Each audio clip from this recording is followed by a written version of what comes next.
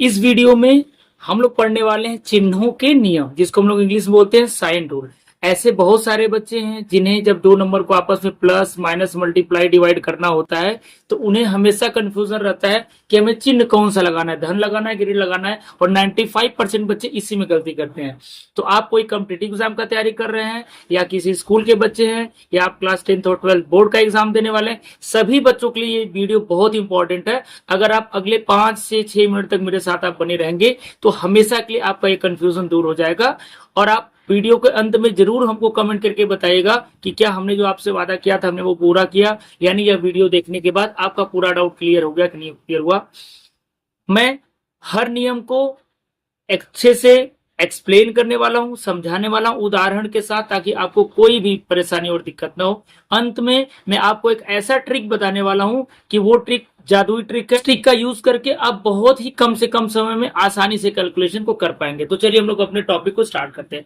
सबसे पहले बच्चों हम लोग देखेंगे गुणा, जिसको हम लोग बोलते हैं मल्टीप्लीकेशन का नियम। यही सब लोग स्टार्ट करेंगे। अब देखिए यहाँ पर मैं ऑलरेडी लिख के रखा हूं ताकि मैं कम से कम समय में आपको अच्छे से अच्छी बातों को बता सकूं। जैसे कभी भी हम लोग धन में धन का गुणा करते हैं तो उत्तर धन आएगा, ऋण में ऋण का गुणा करेंगे तो उत्तर क्या आएगा, धन आएगा। मतलब क्या समझ में आ रहा है, अगर समान चिन्ह है तो हमेशा आपको धन लिखना, चाहे वो धन धन का गुणा हो चाहे ऋण ऋण का गुणा हो। अगर एक धन एक ऋण है तो आपका उत्तर ऋण में आएगा, और पहली ऋण है बाद में धन है तभी उत्तर ऋण में आएगा। मतलब क्या समझ में आपको आ रहा है बच्चों कि अगर विपरीत चिन्ह है, अगर विपरीत चिन्ह है मतलब धन है ऋण है या ऋण है धन है तो उत्तर हमेशा हमारा क्या आएगा, ऋण में आएगा। चलिए हम लोग कुछ एग्जांपल्स दे करके भी इसको समझ सकते हैं। अब हम लोग उदाहरण के तौर पे चीजों को समझेंगे। जैसे अगर मैं दो संख्या धनात्मक ले रहा हूं उसका आपस में गुणा कर रहा हूं तो देखिए उत्तर कैसे आएगा। अगर हम लोग दो में दो का गुणा करेंगे, ये भी धन ये भी धन, तो उत्तर क्या आपका आएगा, धन 4 आएगा। वैसे अगर दो संख्या में ऋण में लेता हूं, जैसे मैं लिख दिया ऋण 2 गुणे ऋण 3, तो ऋण 2 गुणे ऋण 3, तो 2 बार ऋण का गुणा हो रहा है। देखिए तो उत्तर किस में आएगा, धन में आएगा। तो उत्तर हमको धन में लिखना है, और 3 दूना 6, यानी दोनों धन था तभी उत्तर धन में आया, दोनों ऋण था तभी उत्तर धन में ही आता है। ऐसे ही करके अगर एक संख्या, चलिए मैं ले लिया आपका धन 5 और एक संख्या में ले लेता हूं ऋण 2, तो देखिए एक धन एक ऋण का गुणा करेंगे तो उत्तर क्या आएगा, ऋण आएगा, और 5 दूना 10। यानी नॉर्मली आपको गुणा कर लेना है, फिर चिन्ह आपको ऐसी लगाना है जैसे मैं यहाँ पर नियम में आपको बताया हूं। वैसे ही अगर एक हम लोग ऋणात्मक संख्या ले लेते हैं, चलिए ऋण 10 ले लेते हैं, और गुणे एक हम धनात्मक संख्या चलिए 2 ही ले लेते हैं, तो एक बार ऋण आया तो उत्तर ऋण में आ जाएगा 10 दूना 20। ठीक है, तो 10 में 2 का आप गुणा करोगे तो उत्तर आपका 20 आएगा। तो क्या इससे आपको समझ में आया, अगर आप समान चिन्ह का गुणा करेंगे चाहे वो धन हो चाहे ऋण हो तो उत्तर हमेशा धन में लिखना है, और अगर विपरीत है एक ऋण और एक धन है तो हमेशा उत्तर क्या लिखना है, ऋण में लिखना है। तो ये आपका हो गया गुणा का नियम। अब हम लोग बात करेंगे भाग का नियम। तो अगर बच्चों आपने गुणा का नियम समझ लिया है तो भाग का नियम के लिए आपको अलग से कुछ भी नहीं सीखना है। तो जो नियम आपका गुणा का है वही नियम सेम टू सेम आपका भाग का भी आप देख सकते हो। जैसे कि अगर मैं धन को धन से भाग देता हूं तो उत्तर धन आएगा, ऋण को अगर मैं ऋण से भाग देता तो उत्तर तब भी धन ही आएगा। यानी अगर दोनों समान चिन्ह है तब भी धन है, मतलब जब दोनों धन धन था तभी आपका उत्तर धन आया, और दोनों जब लिया आपने तभी धन आया। मतलब समान चिन्ह को आपस में गुणा करो या आपस में भाग दो, हमेशा उत्तर आपका क्या आता है, धन ही आता है। ये आपको याद कर लेना है। ऐसे ही आगे बढ़ते हैं।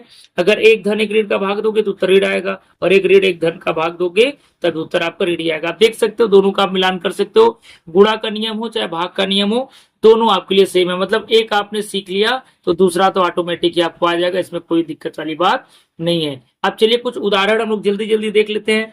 जैसे अगर मैं 3 को अगर मैं 3 से भाग दूं, दोनों धनात्मक संख्या है तो उत्तर आपका 1 आएगा, धन में आएगा। अगर मैं मान लीजिए ऋण 2 को भाग देता हूं ऋण 1 से, भाई 2 को 1 से भाग दोगे तो उत्तर आपका 2 ही आएगा, और ऋण ऋण का भाग दोगे तो धन हो जाएगा। देखिए दोनों ऋणात्मक था, आपका धन हो गया। वैसे ही बच्चों अगर एक हम धन लेते हैं, जैसे मान लीजिए धन 4 ले रहे हैं और भाग दे रहे हैं ऋण 2 से, तो भाई 4 को 2 से भाग देंगे तो उत्तर क्या आएगा, 2 आएगा। लेकिन चिन्ह एक चूंकि ऋण है तो आपका ऋण लग जाएगा, जैसे कि यहाँ पर मैं बताया आपको। वैसे ही अगर एक में ऋणात्मक संख्या ले लिया, मान लीजिए ऋण 6 ले लिया, अब हमको धन 3 से भाग देना है तो उत्तर क्या आ जाएगा, 3 दूना 6, लेकिन ऋण लगा देना है। तो क्या इससे आपको समझ में आया कि अगर समान चिन्ह है तो उत्तर देखिए धन आ गया, और देखिए विपरीत चिन्ह है, यहाँ पर देखिए दोनों समान चिन्ह था तो दोनों उत्तर धन में आया, और दोनों विपरीत चिन्ह तो उत्तर क्या आ गया, ऋण में आ गया। तो इस तरीके से भाग का नियम और गुणा का नियम दोनों एक ही है। एक आप समझ गए तो दूसरा आपका ऑटोमेटिक हो जाएगा। अब सबसे ज्यादा जो दिक्कत आता है बच्चों को वो जोड़ और घटाव के नियम में आता है, यानी जब दो संख्या को आपस में जोड़ना हो या घटाना हो तो चिन्ह कैसे लगेगा। तो बहुत इंपॉर्टेंट है ये, बहुत ध्यान से अब आपको समझना है इस नियम को। चलिए हम स्टार्ट करते हैं। तो जोड़ का नियम, इसको हम लोग एडिशन का रूल भी बोल सकते हैं। जब भी ऋण में ऋण को जोड़ेंगे तो उत्तर हमेशा ऋण लिखते हैं, यानी दो ऋण को जोड़ने से उत्तर क्या आएगा, ऋण आएगा। और दो धन को जोड़ोगे तो उत्तर क्या आएगा, धन आएगा। आ रहा बात समझ में। वैसे ही अगर एक धन एक ऋण को आपको उसमें जोड़ना है तो आपको क्या करना है, जो बड़ी संख्या रहेगी उसका चिन्ह लगाना है। जैसे अभी हम उदाहरण लेकर के भी आपको समझाएंगे। वैसे अगर ऋण में धन को अगर आप जोड़ोगे तो यहाँ पर भी आपको क्या लगाना है, बड़ी संख्या का चिन्ह लगाना है। मतलब आपको क्या समझ में आया कि दो ऋण को जोड़ोगे तो उत्तर हमेशा ऋण में लिखना है, और दो धन को जोड़ोगे तब उत्तर हमेशा आपको धन में लिखना है। मतलब समान चिन्ह रहेगा तो वही आपको चिन्ह लगाना है जो चिन्ह को आप यहाँ पर जोड़ रहे हो।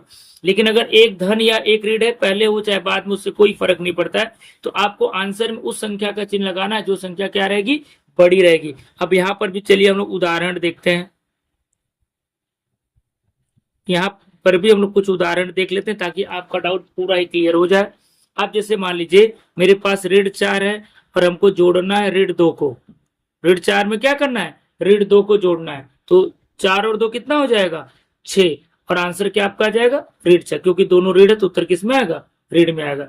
वैसे ही अगर मैं आपसे बोलूं कि 4 में अब हमको सिर्फ 2 जोड़ना है तो ये तो आपको सिंपली पता है 4 2 कितना होता है, 6 होता है। अब बात आती इन दोनों पॉइंट को समझने का, जो कि बहुत इंपॉर्टेंट है, जहां पर बच्चे ज्यादातर गलती करते हैं। अब एक धन संख्या लेना है, एक ऋण लेना है। जैसे मान लीजिए हमारे पास एक धन 5 है, अब हमको इसमें जोड़ना है ऋण 7। तो अब जब एक धन एक ऋण हो तो हमेशा बोलने के लिए तो हम लोग बोल रहे हैं कि हम लोग जोड़ रहे हैं, लेकिन एक्चुअल में हम लोग घटाते हैं। 7 में से 5 को घटाना पड़ेगा। एक धन एक ऋण है तो हमेशा घटाना है।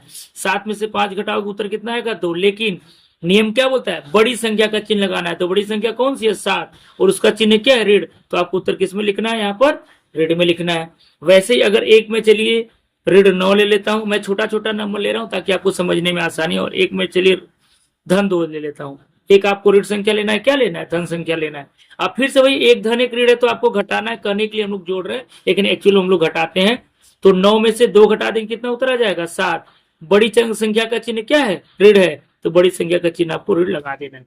तो इस तरीके से आपको चीजों को करना है।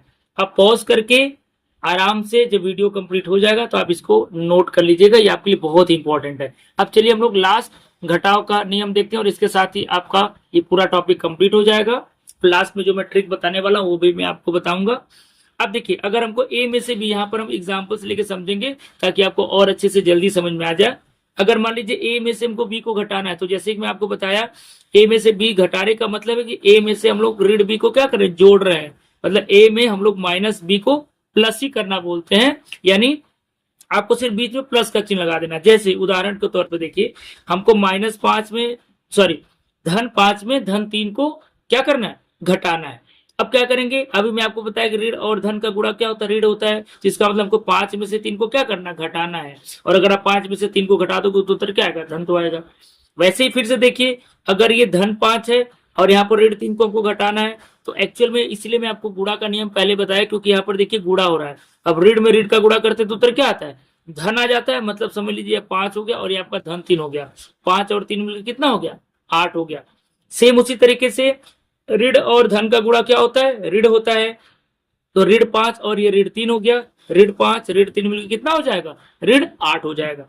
वैसे ही ऋण का ऋण के साथ गुणा करेंगे फिर से धन हो जाएगा, क्योंकि जब 2 बार ऋण का गुणा होता है धन हो जाता है। तो आपका ये धन 3 हो गया। और ऋण 5 में जब धन 3 को आप जोड़ोगे तो उत्तर क्या आ जाएगा, ऋण 2 आ जाएगा। तो इस तरीके से चीजों को आपको अच्छे से समझ लेना है और इसको अगेन एंड अगेन बार बार आपको प्रैक्टिस कर लेना है। अब चलिए मैं जो ट्रिक आपको बताने जाने वाला था वो मैं आपको बता देता हूं। आपको समझना है, देखिए अगर ऋण का गुणा विषम बार होता है तो उत्तर हमेशा ऋण में आता है। जैसे अगर ऋण का गुणा 1 बार हुआ, 3 बार हुआ, 5 बार हुआ, 7 बार हुआ, 9 बार हुआ, 11 बार हुआ, बस गिन लो। अगर ऋण का गुणा विषम बार होता है तो उत्तर हमेशा ऋण में आता है। और अगर ऋण का गुणा सम बार होता है, जैसे कि 2 बार, 4 बार, 6 बार, 8 बार, 10 बार, तो उत्तर हमेशा क्या आता है, धन में आता है। तो आपको ये इवन ऑड याद रखना है, सम और विषम याद रखना है। विषम बार गुणा या भाग करोगे तो उत्तर क्या आएगा, आपका ऋण में आ जाएगा। और अगर आप सम बार करोगे तो उत्तर क्या आ जाएगा, धन में आ जाएगा। आई होप अब आपको सारी बातें समझ में आ गई होगी। ऐसे ही वीडियो को पाने के लिए, समझने के लिए हमारे चैनल पर बने रहें, और अगर आप पहली बार हमारे चैनल पर विजिट किए हैं तो चैनल को भी सब्सक्राइब करना ना भूलें। Thank you so much.